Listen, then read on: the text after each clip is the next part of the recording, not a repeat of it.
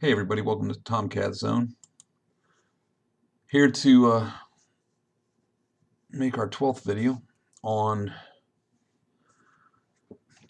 our Fifth Fleet Games Scenario 12, the Indian Ocean War. This particular video will not have a log file to process. We just have what's the aftermath and my notes. So this one will be brief, and then we can move on to the next one within the same video, and kind of hopefully move through a lot of these save files and get at least the ones without log files cleared out. So anyway, we're still in game turn 3, the nighttime turn. We just cleared action segment 3, and as you can see by our screen here, action segment 4 went to Scott activated his subs, and then when we rolled initiative, he received initiative and activated his ships to finalize this turn for his units. There was a calling, basically. If we just look at the Soviet kills of what happened between the subs and the surface craft that he employed this turn, the Australians were basically destroyed. They only had 3 units on the map, including a combat supply vessel. So the Adelaide, the Derwent, and the Hobart met their demise during the night of day 1 of the war. The Omani PC was already dead. Well, we lost the Burmese Endeavor, denying us the victory points there for that. The Indonesians suffered some setbacks. They lost 2 fast frigates, the Sudmo and the Yani, and finally the Pakistanis lost their Shushuk, the diesel boat that was harassing I believe the Viraat or the Viraat. We'll have to look. But anyway, lost a lot of units in this 2 action segment activations of the Soviets. And starting to still feel the pinch here, watching the Soviets rack up their victory points in airbase kills, and then now surface unit and even submarine kills, as the Allies still only have meager results themselves for their attempts. So anyway, real quickly about this map, just to kind of zoom down here through it, we can see that the Casablanca is now being driven along by some Soviet boats. His convoy here, with the slow convoy ships in it, is now escorted by Task Force 1, which is his Tbilisi. That came south out of the zone of Aden there, the Gulf of Aden.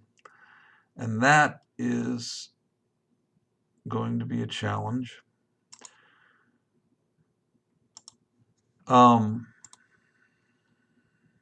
Just going to scroll down here. As far as results in the Maldives, the Soviets,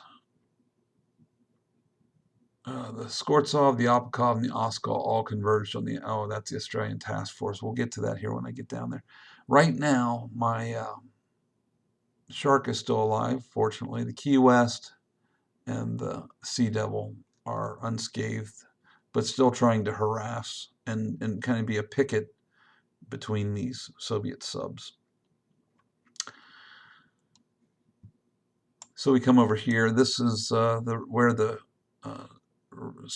combat supply support ship there that was with the Australians. Again, this was my fault. I pulled away the task group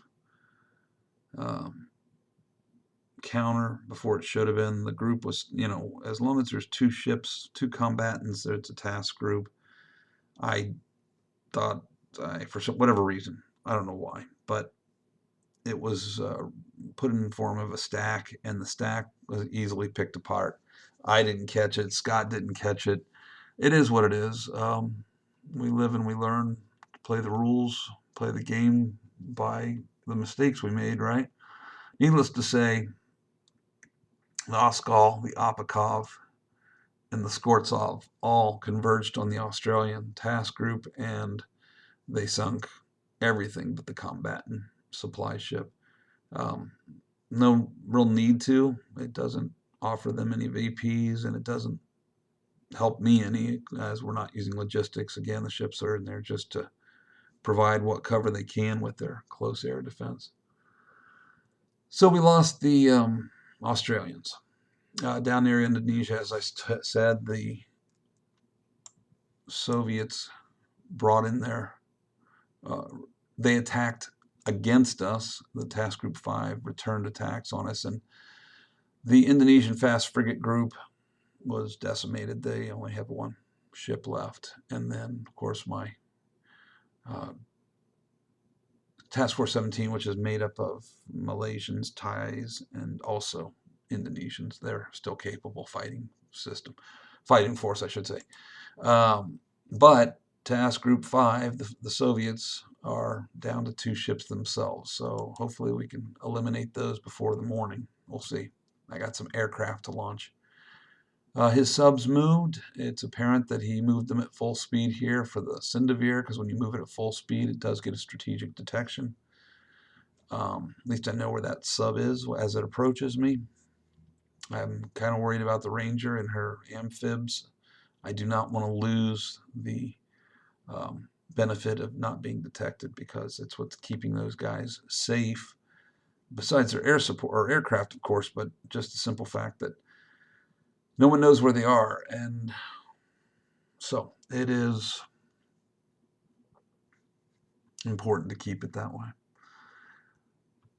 Anyway, that's pretty much everything. I'm just going to scroll up here through India. As you can see, the task groups or the task forces and the Indian subs, the Soviet task force, they're all heading south towards the Bay of Bengal and Sumatra to attack my I'm certain Scott has the Ranger in mind here. He keeps wanting to get to the point where in this video where we see it happen. Nothing going on anywhere else really in the ocean. His movement of ships, like I said, the Shushuk died here, and his carrier moved north. The Narwhal still is alive, but his subs kind of pulled out and moved on an intercept course, again, of my task forces here. So,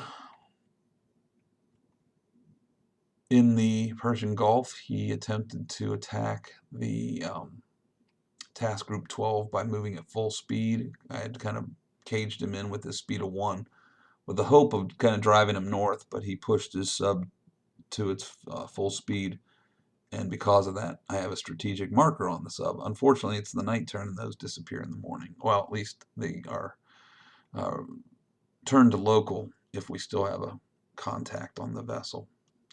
But that's pretty much all of turn 18. Scott had a really good round, and not to speak for his tactics here, but it becomes very apparent that my carriers are soon to become his focus, and not just the U.S. carriers, all 5 of my carriers, and he's going to employ his submarines to the best of his ability, and he does it good, to keep driving them in the directions, or at least making them turn around and go other directions and use up time and movement and speed and all that kind of stuff. So I'm going to pause the video here to load in a new screen, but this is the end of action segment 5. We'll see the next part of this video will be about action segment 6 to end our first day of combat. So hold on one second while we load up a new screen.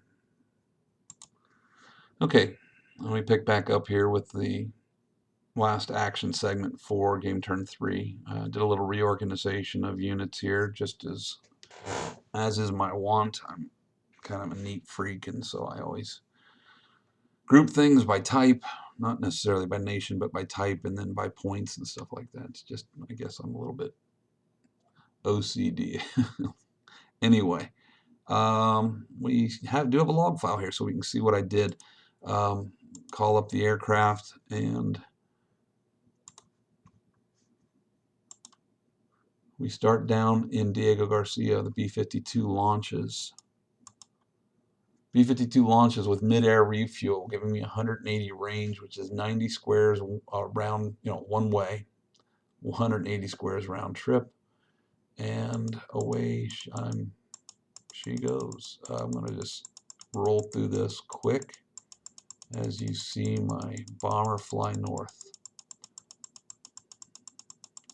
And again, I use north just to describe the top bottom of the map here.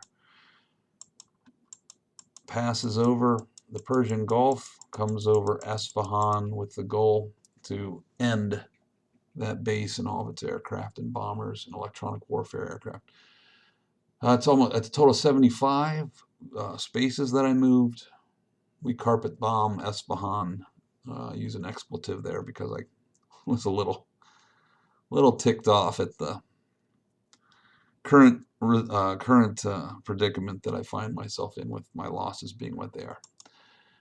That is a bomb value of 90, and there's no defense roll on this base because it is at a damage level of 3, so he gets nothing. I can kill this thing with a die, roll of the die, and even when I roll 1, which is obviously my curse because I'm always rolling 0, 1s, and 2s, except when I need it to detect subs, but 1, that is a 6 result on the 90 column of the CRT, and Isfahan is no longer a viable airfield. The aircraft sitting there are turned to fiery wrecks, and base is destroyed. My bomber flies home.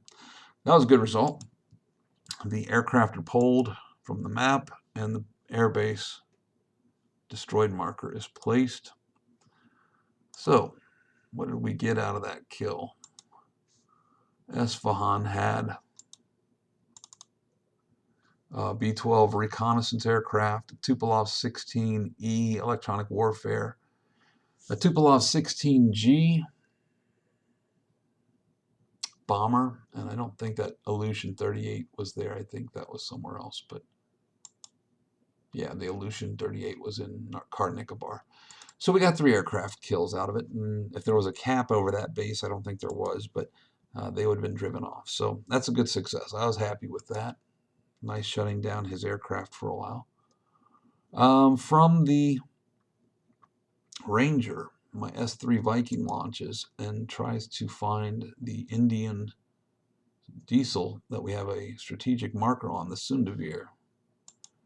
My S3 Viking will attack with a 4. With a 4 on the CRT, you definitely need a 9 to hit these things because that will give you a 4 result, which is half of the 7.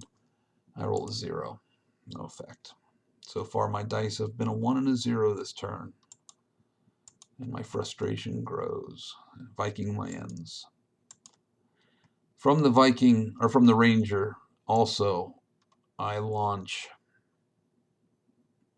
an F-18 group and an A-6 group with an electronic warfare aircraft. They fly south towards the Straits of Malacca and to his Task Force 5, which again, or Task Group 5, which again is only the Gordelevi and the Ushakov, the last 2 of his group there. For the F-18 mid-air refuels, and I spelled refuel wrong. Refuels, that's one thing about F-18s, man, they don't have the legs. So from a carrier, I can refuel 1 aircraft. It has to be the F-18, which will give him a 24 range like the A-6, which is enough to make this flight to this attack. We will bomb the remaining ships in Task Force 5. I have 130 bomb value. I put 76 on the Gordelevi and 54 on the Ushakov. You have a close air value of 4 and 2 respectively. You have -2 to the die roll for your Maya electronic warfare. Your That's not close air. It's basically his air. Let's look at his task force. Yeah, he's got a 4 and a 2. There's no area air to defend him. So we're on the 4 and the 2 column on the CRT. So if you look here, the CRT, his defense will be on the 4 and the 2, based on whatever I roll as an attack roll, minus what he rolls as a defense roll. So let's see here once.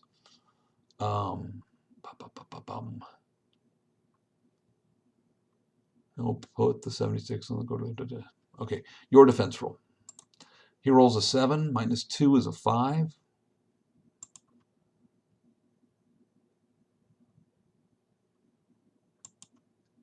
That is a 0 result. I don't know what.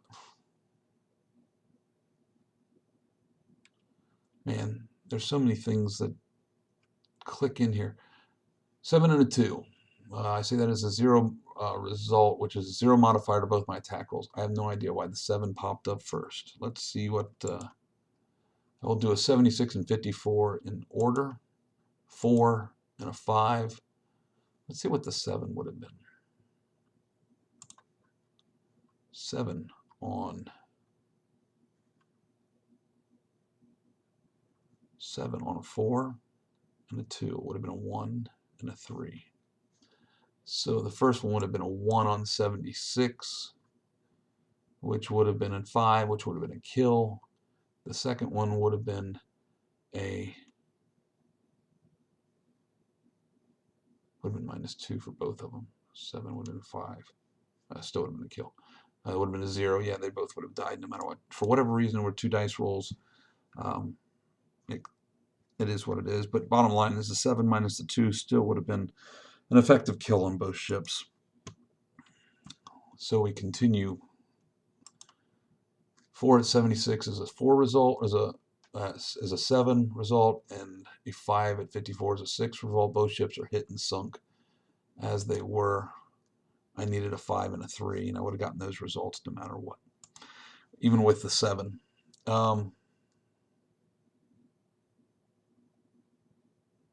So his task group dies down by Indonesia. And that's a plus. That was a nice perk. My aircraft land back on the Ranger. We see his ships pulled from the map. His task force counter put back, and on the turn track we see some more deaths in the Allied kills, which is good. All right, continuing on, my S3 launches off the Enterprise to attack his Sayomga, which is this, shouldn't be a hard kill. At a 4 attack rate on an ASW attack, needing a 3, I need a 7, 8, or 9, so I got a 30% chance to kill this thing. My S3, 4 ASW value, my roll. I rolled a 9, and there goes the Sayomga, another Soviet vessel to the bottom of the ocean. That's cool. Get rid of that thing, snoop it around Diego Garcia. My Viking returns to the Enterprise. I test flight range here. As you can see, I'm running a determining distance from Singapore to Diego, and it is 39. And this aircraft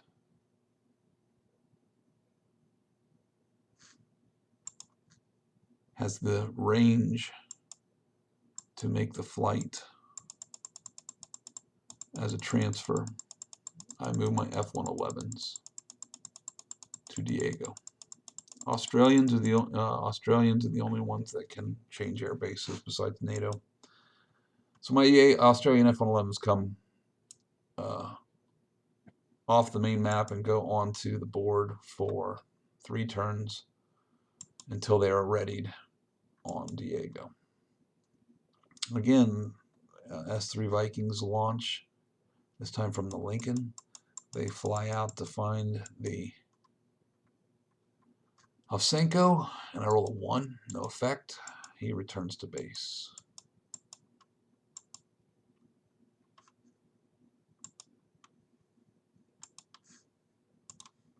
Don't know what's happening here. Things are happening because I'm clicking. Here we go. Electronic warfare aircraft. My A6 Viking or A6 Intruder launches, and the A6 will mid-air refuel because we're going to fly around Adu Atoll to find the male atoll here and bomb it. I was wondering if he was going to use that base anytime soon, and I figured the best way to stop him is to make it not useful. So we bomb the air base, male atoll with 90 points. You have a -2 to your dice roll for my electronic warfare. Your aircraft, your defense roll is a 1 - 2. That is a 0 modifier to my attack. My 90 bomb roll is a 0. Why wouldn't it be? And that is a damage 1 marker put on the male atoll. So if he decides to move aircraft to it, it's not going to help him. That was a check of flight ranges, that big blue overlay. I'm looking at bases. I'm looking at things that I can hit out of Bandar Abbas, I think, at least measuring for when aircraft will be ready. Zahidin will be repaired, flipping back and forth with that damage marker for whatever reason. All right, again, my A6's launch. And this was an interesting one. I fly up, and I was contemplating hitting this base to get a second damage marker on it to get the 10 VP points. And I was thinking, you know what, it's going to be my luck. I've had a lot of great successes with kills in this game thus far, or this turn thus far. My intruders are damaged. I know the dice is going to fall in the opposite direction. He's going to hit me, and it's going to kill my bombers off of my Lincoln. So I said no, and just as we were about to overfly the target, the lead pilot calls an audible to RTB. Something doesn't feel right, and that's what I said to Scott. I got there and I was like, nah, this is stupid. I'm gonna lose aircraft for nothing for this base. So I fly him home. Okay, take my wins for this turn. I don't need to lose an A6 squadron for a defense, an 8 defense airfield, so I stopped. That doesn't stop me with my torpedoes out of Andaman. They go over to try and kill the port here, and my torpedoes launched. 60 attack value of a 3 defense roll. He rolls an 8. That is a -3 to my attack, but no effect to my aircraft. My bombers roll for their attack at a -3. I roll a 0. Why wouldn't I? And that was a dud, so they land. I can't even kill a freaking port. F-16s launch with a 40 bomb value. Again, 0 modifier, but I have a -3 for night attack because F-16s aren't good at night. I roll a 1 to my attack. Let me tell you how many times I've cursed at this game. They land. That looks like all this. That is all for us.